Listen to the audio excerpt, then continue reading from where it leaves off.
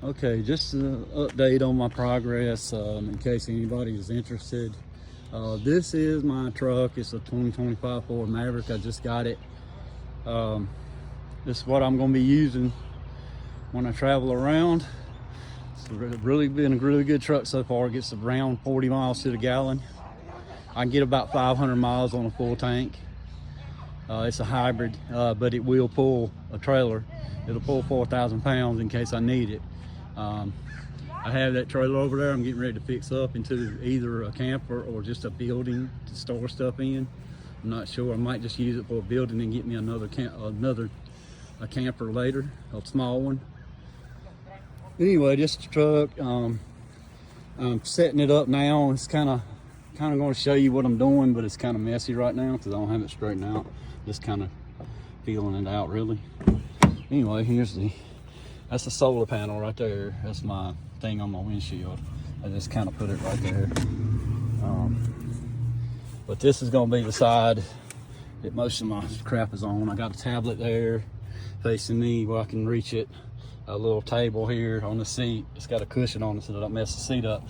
Here's my power station. And the cool thing about this is it'll run, I can run everything off of it instead of off the truck. It charges from the truck, but it charges up from the truck's alternator. I have it wired up. That little thing right there is a charger, a 1 kilowatt charger that charges this from the battery of the truck. I mean, it's hooked up to the battery of the truck, but it pulls from the alternator. But the cool thing about this is it charges this up. But if the truck battery gets low, below a certain point, this thing will put power back to the battery. So the battery on the truck will never run out. So I can leave the truck on accessory for as long as I want to, because my internet is in the truck, and if the truck's off, the internet won't work. So I need to have it on accessory, and from what I can understand, it's not going to be a problem as long as I don't run a bunch of stuff in the truck, like the air or the heat or stuff like that. If I just have the accessory on and not have anything hooked to it, pulling from it, I should be fine. But the power station is not going to affect the battery. It actually puts power back to the battery. So it's really safe, And the other power, okay, so I got that, and then, all my wires are kind of messy. It's just various stuff I'm charging up, my drone batteries, some of my drone batteries, my cameras, my microphones. Okay, so got that. So this goes back in here like that. Ain't nobody gonna be sitting in this truck with me pretty much. If they can't do that, sit in the back, I guess. Anyway, so I got this. I got me a sleeping bag and a pillow and some various little stuff back there. I can put my gear here. There's my other drone in that bag. But I put my gear in here during the day, and then when I go to sleep, I'm gonna sleep back here. And when I'm sleeping back here, I put the stuff in the bed cover, and the bed cover locks, so nobody can be able to get in it. I'm gonna have a security camera anyway for at night when I'm asleep. But anyway, that's that. That's why I'm gonna sleep. This is the bed of the truck. It's got a bed cover. It's a hard bed cover. It's supposed to hold 300 pounds, and it locks. It's not, you can't open it, not easily. Open it up, and I'm gonna show you how I got this laid out. I got this laid out about like I want it.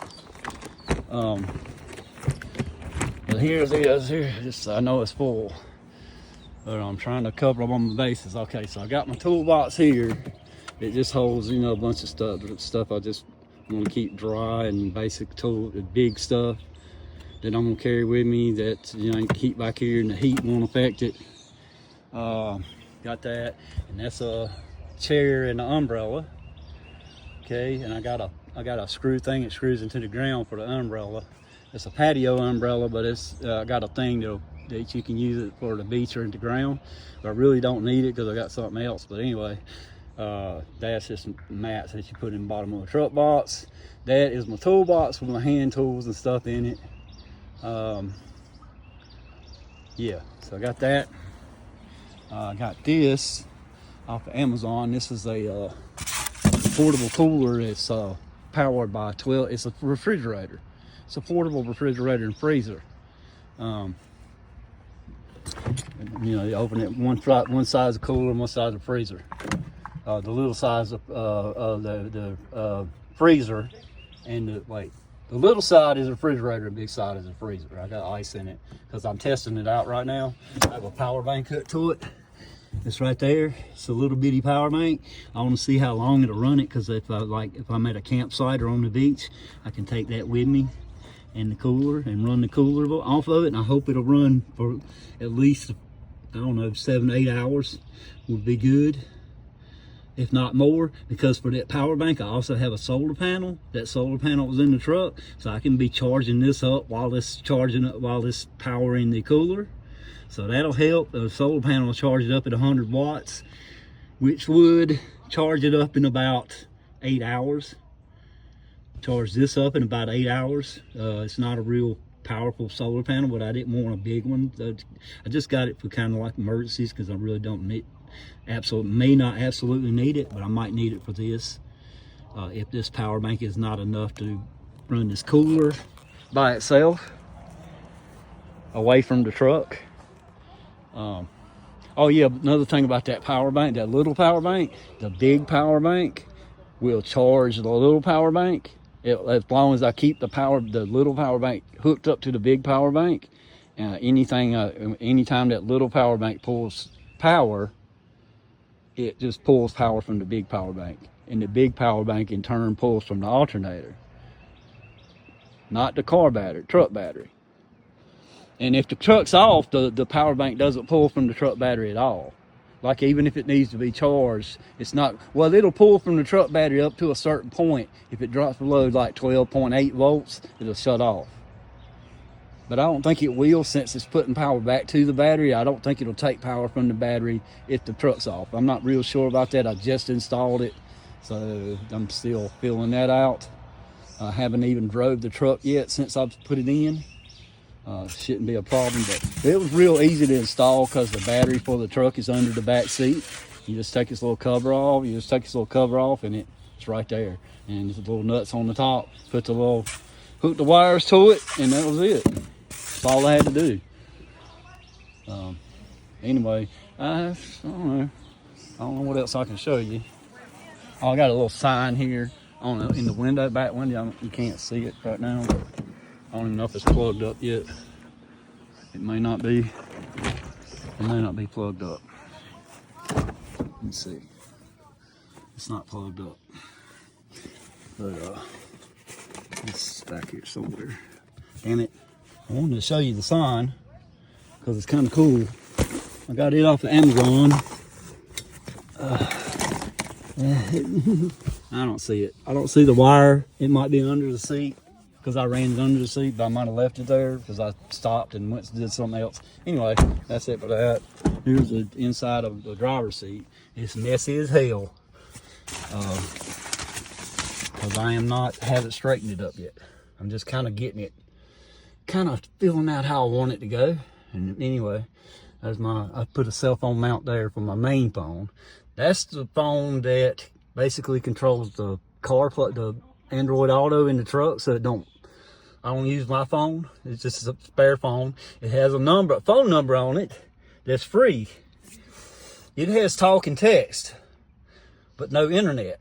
But the truck has a Wi-Fi, so it has internet. So I can make calls and use the internet on this phone, even though this phone doesn't have internet, but it's free.